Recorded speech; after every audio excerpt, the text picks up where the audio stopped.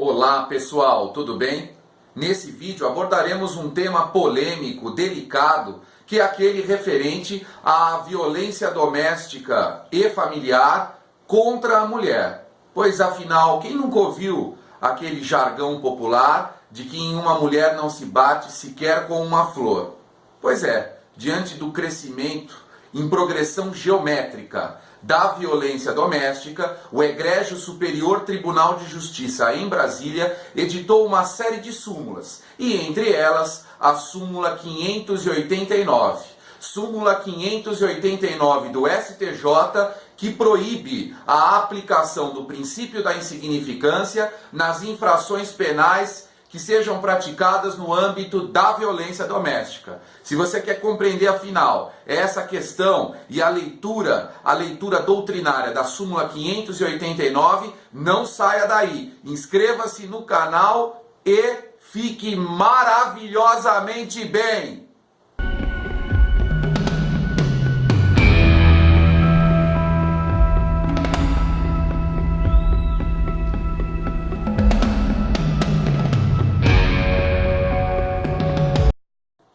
A Lei 11.340 de 2006, conhecida popularmente como Lei Maria da Penha, foi criada para atender o disposto no parágrafo 8º do artigo 226 da Constituição Federal. Esse dispositivo constitucional prevê que o Estado deve criar mecanismos de controle e, sobretudo, combate da violência doméstica, sobretudo da violência doméstica contra a mulher. Nesse sentido, também existem inúmeros tratados de direitos humanos, como, por exemplo, a Convenção de Belém do Pará, que foi promulgada no Brasil por meio do Decreto Presidencial 1973 de 1996. A Lei Maria da Penha, assim conhecida, em homenagem a uma mulher que sofreu violência doméstica, ela tem origem em um protocolo realizado na Comissão Interamericana de Direitos Humanos, que editou um relatório que demonstrou que o Brasil não combate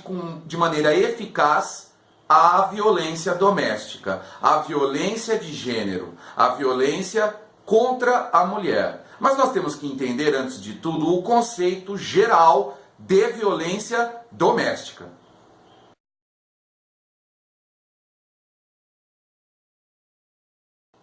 A Lei 11.340 de 2006, a Lei Maria da Penha, ela prevê e regulamenta o conceito geral de violência doméstica e familiar contra a mulher. Esse conceito é encontrado nos artigos 5º e 7º, ambos da Lei Maria da Penha. O artigo 5º prevê que consiste a violência doméstica em qualquer ação ou omissão que seja praticada no âmbito da unidade doméstica, no âmbito da unidade familiar, e também qualquer relação íntima de afeto. Compreende como sujeito passivo a mulher, e especificamente a mulher, sempre excluído o homem, e conforme entendimento jurisprudencial, o transexual.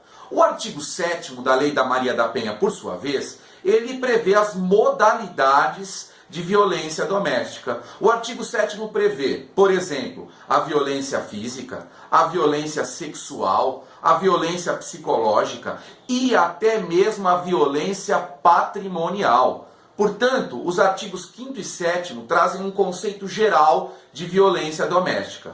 É muito importante ressaltar que vocês não vão encontrar no bojo da Lei 11.340 de 2006 nenhum crime que tenha como sujeito passivo a mulher. O único tipo penal que pode ser encontrado na Lei Maria da Penha é o artigo 24A, que prevê lá a restrição, ou melhor, o não cumprimento de medidas protetivas de urgência. Na verdade, crime de violência doméstica não existe. O que existem são inúmeros crimes que são praticados no âmbito do conceito de violência doméstica. Exemplo disso é o crime de ameaça. Então imagine que alguém ameaçou uma mulher no âmbito da violência doméstica. Crime do artigo 147 do Código Penal. Nesse caso serão aplicadas as medidas protetivas da Lei Maria da Penha. Ou, eventualmente, o crime do parágrafo 9º do artigo 129 do Código Penal, lesão corporal qualificada pela violência doméstica. quando a lesão corporal é praticada contra ascendente, descendente, cônjuge, irmão, ou prevalecendo-se o agente de suas relações de coabitação e hospitalidade. Crime que tem a pena de detenção de 3 meses a 3 anos. Então, qualquer crime que for praticado no âmbito do conceito previsto no artigo 5º da Lei Maria da Penha, esse crime ele será objeto das disposições gerais da Lei 11.340 de 2006. O legislador ordinário apertou o cerco contra a violência doméstica contra a mulher. Haja vista que ele, por exemplo, ele proíbe a aplicação de qualquer dos benefícios da Lei 9.099 de 95, como transação penal, suspensão condicional do processo, composição civil dos danos. Nada disso será aplicado se envolver violência doméstica e familiar contra a mulher. Isso é o que prevê o artigo 41 da Lei Maria da Penha. Ademais, o STJ recentemente editou a súmula 588, que regulamentou especificamente o artigo 17 da Lei Maria da Penha, que proíbe, veja, proíbe em qualquer caso a substituição da pena privativa de liberdade por restritiva de direitos. E há inúmeras medidas protetivas de urgência destinadas a proteger a mulher. Então a Lei Maria da Penha deve ser interpretada, haja visto o artigo 4º da própria lei, em consonância com todo o ordenamento jurídico e os demais tipos penais que estão previstos na lei. A grande questão e o objeto desse vídeo é a questão referente ao texto da súmula 589 do STJ, ou seja, a aplicação ou não do princípio da insignificância no caso de violência doméstica.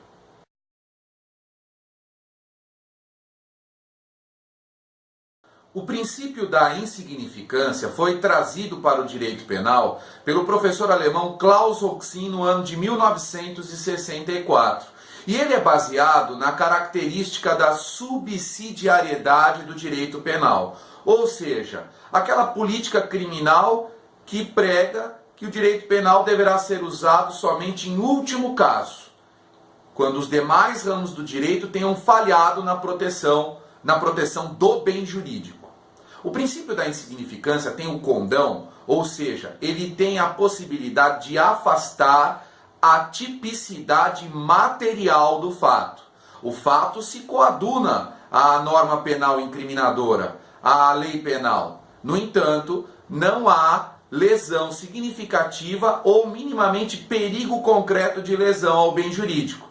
De modo que, diante da lesão ínfima, da bagatela, da ninharia, a tipicidade material deve ser afastada. O princípio da insignificância teve a sua primeira aplicação no Brasil no julgamento do recurso ordinário em habeas corpus, número 66.869, julgado em dezembro de 1988, da relatoria do ministro Adir Passarinho. Mas é o paradigma, é o julgado do ministro Celso de Mello do Supremo Tribunal Federal que trouxe os requisitos, os vetores de aplicação do princípio da insignificância. Trata-se do habeas corpus número 84.412/0 de 2004, da relatoria do ministro Celso de Mello.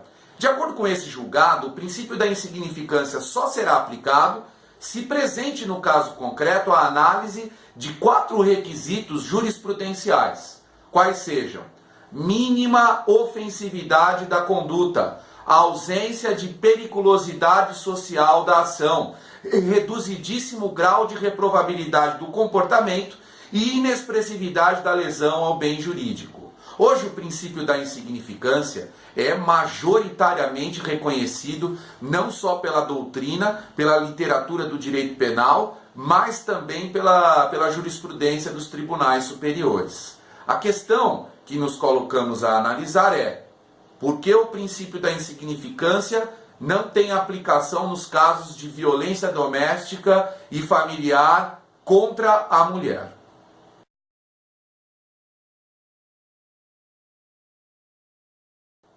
A súmula 589 do Superior Tribunal de Justiça dispõe o seguinte, veja só, ela diz: É inaplicável o princípio da insignificância nos crimes ou contravenções penais praticados contra a mulher no âmbito das relações domésticas.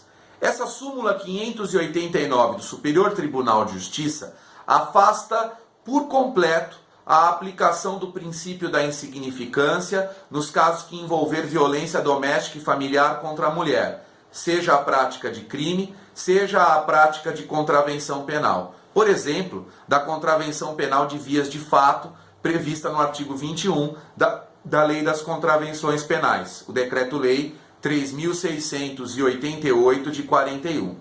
Portanto, no âmbito da violência doméstica e familiar contra a mulher, jamais será reconhecido o princípio da insignificância. É claro e prevalece na jurisprudência que não será considerado violência doméstica, por exemplo, a prática de crimes culposos tendo como vítima a mulher. Então, a lesão corporal culposa, por exemplo, praticada contra a mulher, conforme entendimento jurisprudencial e doutrinário dominante, não será reconhecida a violência doméstica. Haja vista que o conceito de violência deve abranger apenas e somente os crimes dolosos.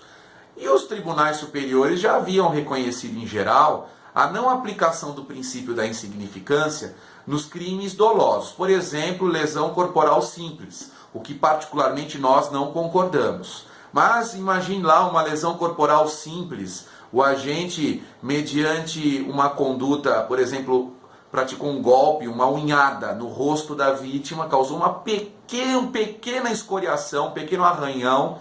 Se for praticado no âmbito da violência doméstica e familiar contra a mulher, seja vias de fato, seja a lesão corporal qualificada pela violência doméstica, não haverá incidência do princípio da insignificância. Não haverá incidência do princípio da insignificância jamais no crime de lesão corporal qualificada pela violência doméstica. Aliás, esse crime, conforme o julgamento no Supremo Tribunal Federal da ação direta de inconstitucionalidade, número 4.424 de 2012, número 4.424 de 2012. Essa ação direta de inconstitucionalidade entendeu que no caso de lesão corporal qualificada pela violência doméstica, a ação penal será sempre pública e pública incondicionada. Portanto, realmente o cerco fechou contra a violência doméstica. O princípio da insignificância não será reconhecido jamais. Agora, é possível falar de crime contra o patrimônio no âmbito da violência doméstica? E se é possível, seria aplicável o princípio da insignificância?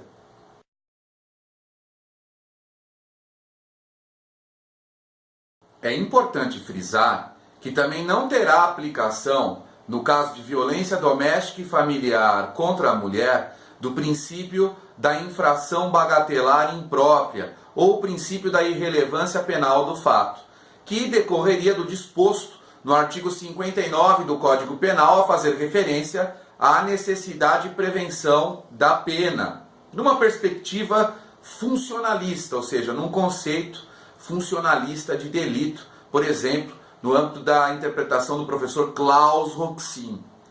Haja vista que mesmo que as partes, mesmo que a mulher, vítima, e o autor da agressão, ou, por exemplo, do crime contra o patrimônio, tenham se reconciliado e que a mulher não tenha mais interesse na condenação do réu, do acusado, mesmo assim não será aplicado o princípio bagatelar impróprio. Haja vista aí a ação direta de inconstitucionalidade 4.424 de 2012.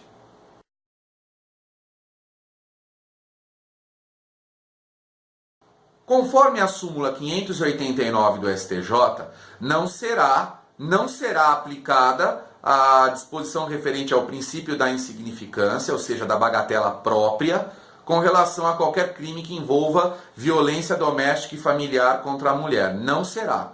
É a redação da súmula 589 do STJ.